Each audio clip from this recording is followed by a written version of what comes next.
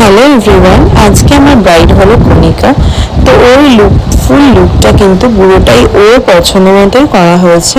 তোমাদের কেমন লাগলো এই লুকটা অবশ্যই কিন্তু কমেন্ট করে জানাতে পারো। কমেন্ট বক্সে কিন্তু তোমাদের জন্যই।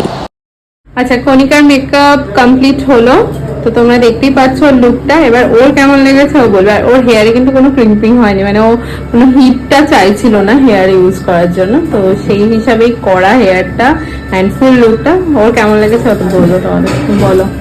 হ্যাঁ, আমার খুব ভালো লেগেছে। তোমরা সবাই শান্তি করো রক্তিমাদির থেকে, কোনো অসুবিধা। তুমি আমার রেফারেন্সটা কোথা থেকে পেয়েছো? রেফারেন্সটা পেয়েছি আমার বন্ধু অনন্যার থেকে।